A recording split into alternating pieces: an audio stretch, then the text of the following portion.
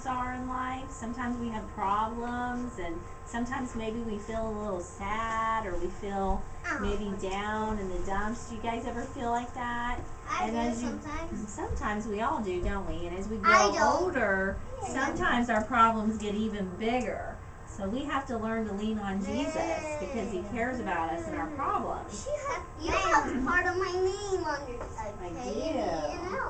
And today we're going to learn about a man named Joseph and how God cared for Joseph and how Joseph learned to lean on God with his problems. Okay? You have a question, Lena? What's your question? Why is that big thing right there? It's mine because my throat's been a little scratchy. Okay, so. Can everybody say Joseph? Joseph. He's going to be the man we're going to be talking about today, and Lex is going to read you a Bible story. But first, we're going to say our Bible verse together, and it's right back there behind Brother Mike.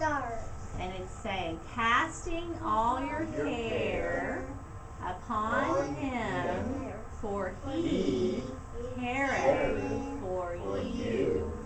1 Peter 5:7. Okay, and then we'll do that again at the end. But right now, everybody put their listening ears on because Sister Alexa is going to read you a story.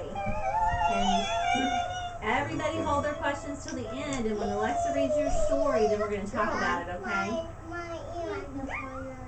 They're on? Okay, listen to Sister Alexa. Okay. Because remember, we're going to have a fun activity, so listen to the story. My microphones are on. You need to put them on. My microphones are on. My microphone's in my ear. Okay. Joseph had 10 older brothers and 1 younger. The older brothers were jealous of Joseph because he was his father's favorite son. Joseph had a dream that his brothers would bow down to him. When he told his brothers about the dream, they got very angry. They planned to kill him, but instead they threw him into a well. Goodness. Later, that was vicious.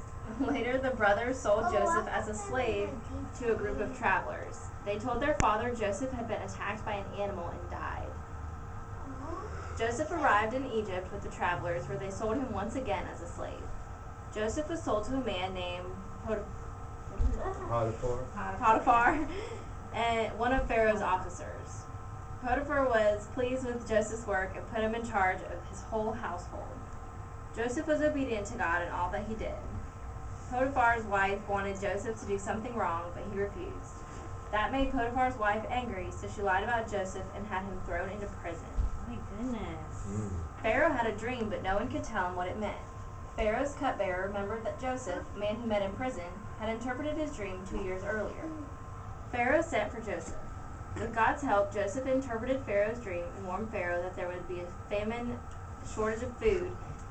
Pharaoh was so pleased with Joseph that he made him second in command in all of Egypt. There was a famine in the land. Jacob, Joseph's father, heard there was food in Egypt, so he sent his sons to buy food there. When they arrived in Egypt, the brothers went to see the man in charge of all the food in the country. They did not recognize that the man was Joseph because they thought he was dead. However, Joseph immediately recognized them.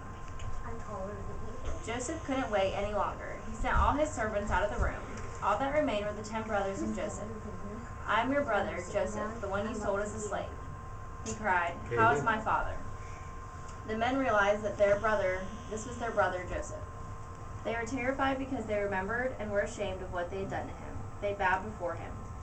"Don't be afraid and don't be angry with yourselves for what you did to me," said Joseph. "God took care of me. He sent me here and made me ruler all over the land so I could save your lives for when you needed food.